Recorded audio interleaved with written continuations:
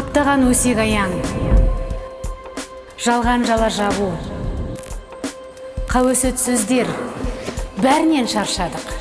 Өмірде кімсіз? Айнаға қараңыз.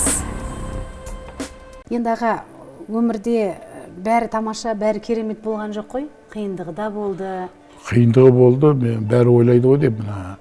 Мен осы уақытқа дейін бәрі айтады ғой, үлкен ағасы көмектесіп жатыр, бауыры көмектесіп жатыр деп. Мен айтып отырмын, қазір осы үлкен кісі еститін шығар бұл бәрін. Мен ол кісіден осы уақытқа дейін бір жұмыс көрген жоқпын. Мен ана жерде жұмыс істегім келеді деп.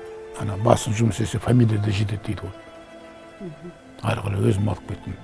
Яғни сіз ағаңызға ауыртпалығын түсіргем жоқ. Осы жерде бір аға мен інінің арасындағы сыйластық.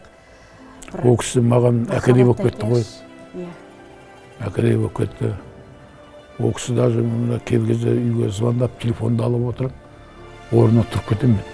Қуанып кетесіз? Иә, тұрып, жүріп кетемін. Бірінде отырып сөйлесе алмаймын. Жұмысқа да звондап қалады, ат тұрмын орнына. Ол сыйласымдық деп ойлаймын, ол қорқандық емес, не емес, бауыр сыйласымдық. Қаншалықты жиі көрісіп тұрасыздар? Енді ол кісі елдің адамы.